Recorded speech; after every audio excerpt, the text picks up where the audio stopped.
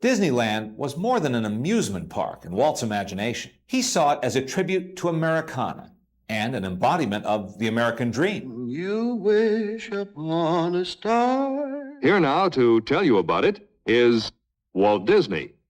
Welcome. I guess you all know this little fella here. It's an old partnership. Mickey and I started out the first time many, many years ago.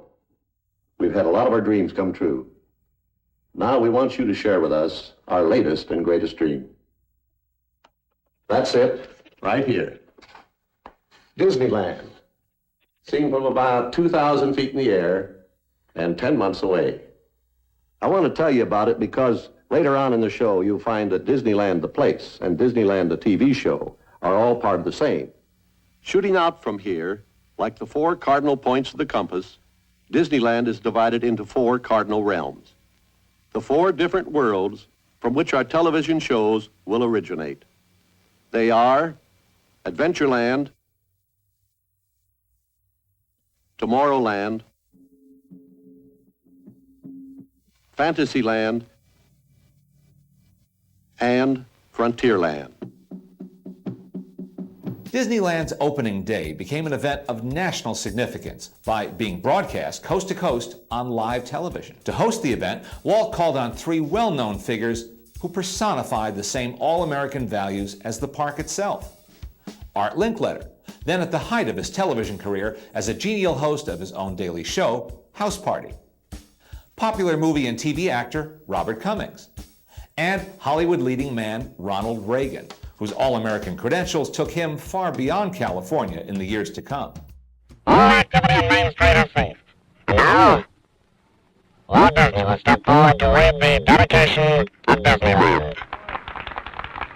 To all who come to this happy place, welcome. Disneyland is your land. Here age relives fond memories of the past. And here youth may savor the challenge and promise of the future. Open the Fantasyland Castle in the name of the children of the world.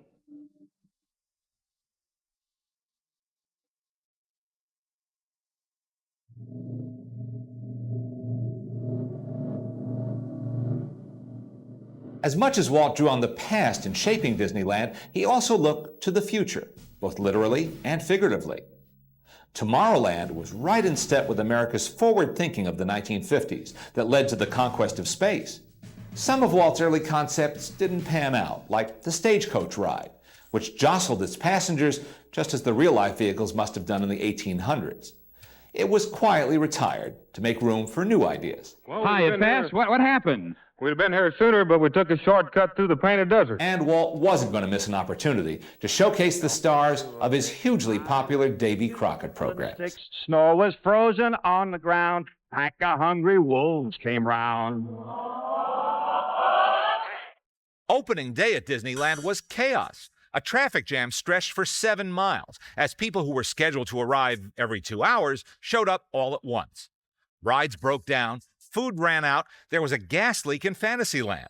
A live television broadcast added to the confusion. Art Linkletter is looking for a microphone. He looks all confused. He's standing over there in front of the Mr. Toad's Wild Ride. Now here he comes with his microphone. He's coming out. Art Linkletter. Mr. Disney's great picture, Wind in the Willows, inspires this ride, Mr. Toad, on a 1903 automobile. When Disneyland opened, it was an immediate success with the public. In fact, it soon became a must-see attraction for visiting heads of state, although the most famous visit never even happened. Khrushchev was a guest of the government, and our chief of police, he just was a little worried. But we were ready for him. The press was ready. We had different shots, places where we'd take pictures with Khrushchev, and I had one that was my favorite, where we'd lined up in front of my 8 submarines. You see, and I thought, well, it'd be nice. I've been pointing to Mr. Khrushchev and saying, well, now, Mr. Khrushchev, here's my Disneyland submarine fleet.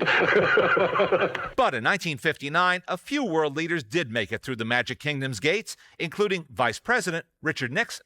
Here we were with our monorail, the forerunner of rapid transit of the future, all checked out and ready to go, but somebody forgot to check out the scissors. Oh, to heck with it. If you can't cut it, break it. Right.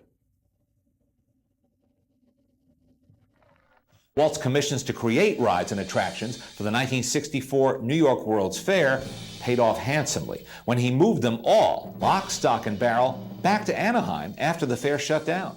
When we needed a cast of lifelike figures for our most ambitious project, Disneyland, we found ourselves in this new field of animation in a big way. Working on those cutting-edge attractions also spurred his Imagineers to new heights of creativity and brought a new word into our language: audio animatronics. Well, actually, it wasn't as simple as that. Just as we had to learn to make our animated cartoons talk, we had to find a way to make these characters talk too.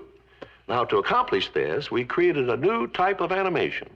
So new that we had to invent a new name for it. Audio animatronics? Right, audio animatronics. Walt was never satisfied with the status quo in his movie making or in his thinking about Disneyland.